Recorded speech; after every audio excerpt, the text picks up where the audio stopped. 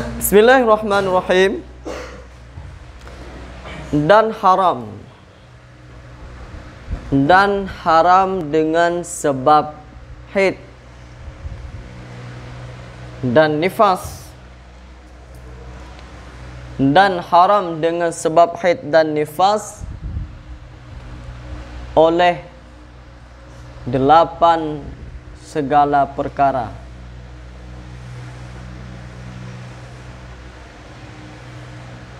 Dan haram dengan sebab haid dan nifas oleh 8 perkara.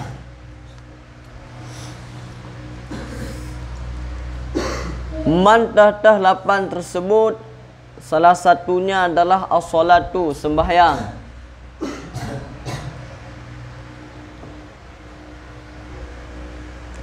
Dan yang kedua, puasa. Dan yang ketiga, qiraatul Quran, membaca Al-Quran. Membaca Al-Quran. Dan selanjutnya menyentuh mushaf. Mushaf itu Al-Quran, lembaran yang bertulisan Al-Quran. Masul mushafi, dan menyentuh mushaf. Mushaf lembaran Quran, itulah lembaran yang bertulisan Al-Quran padanya, nyan mushaf.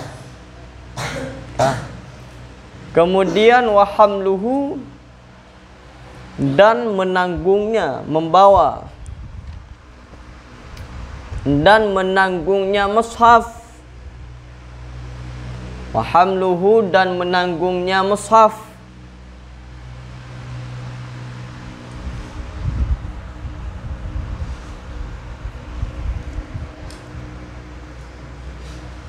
Kawana? Ya, 8 perkara, yang mana 8 perkara tersebut hal yang mesti dijauhi, hal yang wajib untuk dijauhi oleh orang-orang yang sudah mencapai masa pendarahan haid ataupun masa pendarahan nifas. Madahta hal tersebut, salah satu daripadanya adalah sembahyang. Berarti orang yang tengah dalam keadaan haid, dalam keadaan bernifas, nifas itu darah yang keluar setelah melahirkan, yang sekurang-kurangnya hanya sekejap mata, yang minimal, yang kebiasaannya selama 40 hari, dan paling banyak, paling lamanya 60 hari. Maka dikala orang dalam keadaan pendarahan haid ataupun nifas, ini solat dia gugur, ini solat tidak lagi dia kerjakan. Kenapa yang lain ku? Peri. Tanggal merah untuknya. Berarti urinang nyonku. Kale urinang. Urinang nyan walaupun dalam tanggal merah, tanggalnya tidak banyak. Kale kadang-kala tanggal merah pada uro minggu tanggal merah dan kalender, tapi mereka punya tanggalnya sendiri. Kale pajan tanggal merahnya sendiri, itulah dikutika masa pendarahannya sampai kepadanya. Contoh, orang perempuan yang kena haidnya 15 hari 15 malam, nya setengah bulan je kalau menjudung. Nya angkat tanggal merah mendum je tulis je pegang kalender ro je rina. Apalagi untuk mereka yang mudah untuk mengatur haid, contohnya mereka setiap bulan haidnya 7 hari. Nya je pegang kalender sambil kalender ro. Nyan kamu dum juga apabila betika truh bak 5 bulan, nyan kamu membro langit. Dokah bak 6 hari bulan langit sudah berhaid sampai 7 sampai 12 sampai 10. Ada yang 6 hari, ada yang 7 hari, itu kebiasaannya perempuan. Maka mereka walaupun tidak ada tanggal merah yang sangat banyak di dalam kalender kita ini, mereka sudah punya tanggal merah. Apa saja yang diliburkan untuk perempuan itu? Ada kalau solat. Ini solatnya pray mendung nunggu. Nyan pray aku nak pakai kata alam, nak pakai ganti lam belek besok di ketika mereka sudah suci. Anali. Mampakan hanale pelasan di. Pelasan. Karena keberatan. Karena sangat banyak kalau mesti mereka gantikan, sangat banyak ini yang mesti digantikan solat. Solat pun sehari semalam 5 waktu. Rakaatnya pun banyak yang 4 rakaat. Ini kan sebuah kebebanan besar yang kita anggap. Karena kita dalam solat enggak khusyuk. Kan? Tapi untuk mereka ahli-ahli ibadat yang khusyuk dalam solat, ini solat tidak menjadi sebuah keberatan. Mantanyo hanata capai sembahyang dalam keadaan khusyuk, merasa solat itu sebuah kebebanan. Ada aja belaju.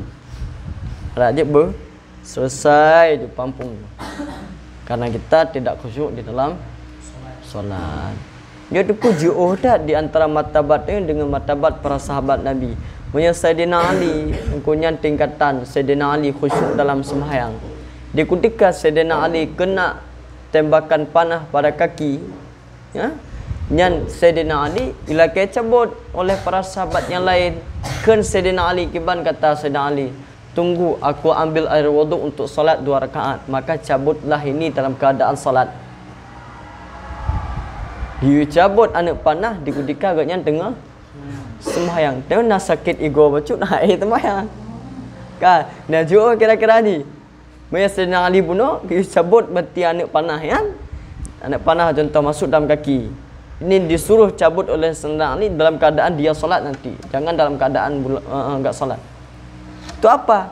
Karena di ketika dia tengah solat ini sibuk dia dengan Allah.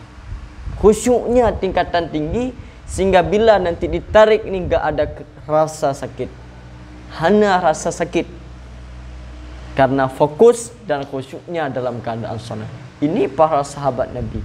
Kedekatan mereka dengan Allah ini sangat-sangat dekat. Dekat mereka hati dengan Rasul sangat dekat. Kita ini kan sebatik bisa kita ambil kesimpulannya jauh. Keimanan kita ini sangat tipis dibandingkan dengan para sahabat. Maka kurun generasi paling baik ini mesti adalah generasi para sahabat. Karena keimanan yang kuat yang ada pada mereka. Tak mahu dengku. Nyamban sejarah Sayyidina Ali. Man nyota nyoronyo bila tajak berarti musipak berarti ke dekang uke bacu tebi darah inan. Nya sesembayang nak pahli ni. Kamu kan? Tak sembahyang boleh juga tak je. Bahkan sakit, perahai sakit baca takkan.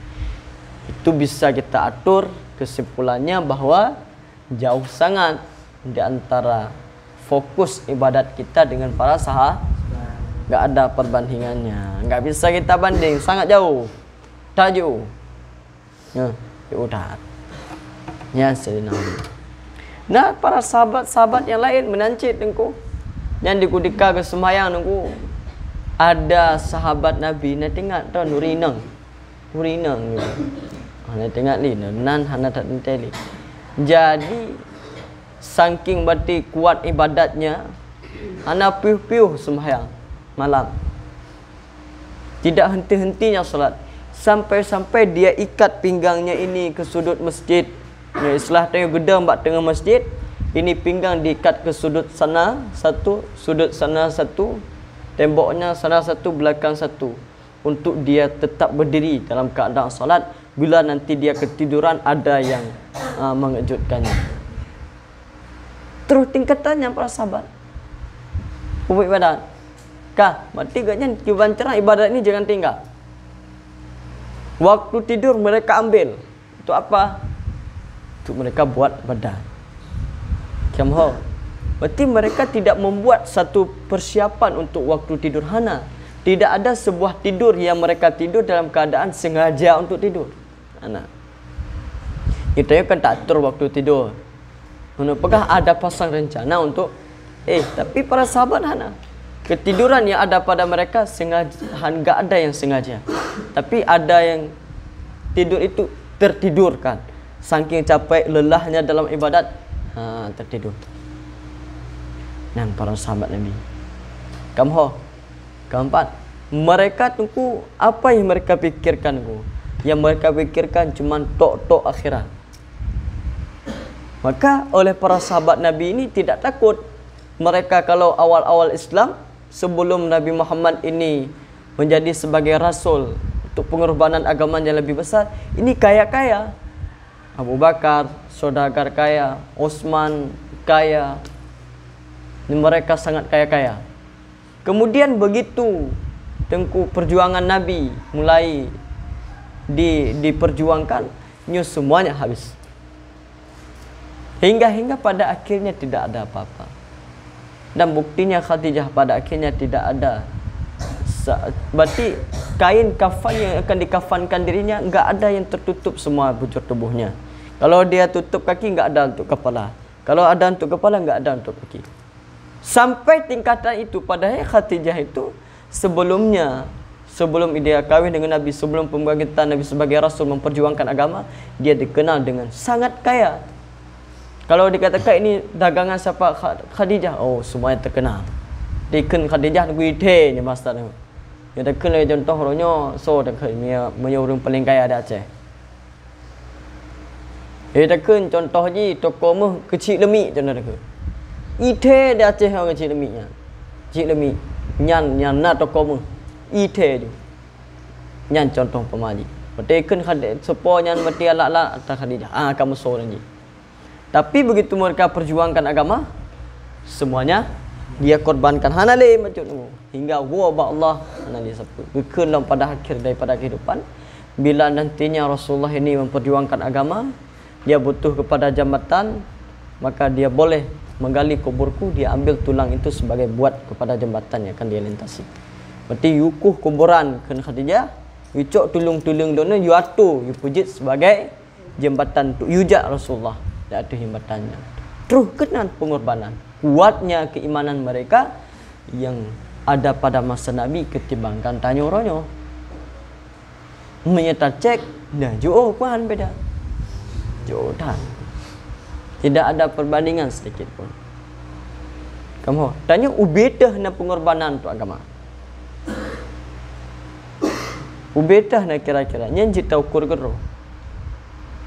Dia membuktikan keimanan tanyanya sangat lebih. Kamu kan? Man ku je kehiran, hana je kehiran karena kehidupan tanyanya na bak puncak zaman. Na bak zaman yang serba fitnah. Sebab serba fitnah niku atas nama yang benar itu tetap tidak benar. Yang salah itu tetap benar. Yang kata bak tamanya. Maka hana je kehiran ni. Kehidupan tanya bak zaman serba fitnah. Kemana-mana pun fitnah, kemana-mana pun fitnah. Tetap yang jahat itu menang, tetap yang benar itu salah. Bagaimana cara? Ya caranya enggak ada kasus dibuat-buat kasus. Yang zaman kita hari ini. Makanya jangan diragukan lagi. Memang sudah sampai masa. Katru masa. Nampak leh.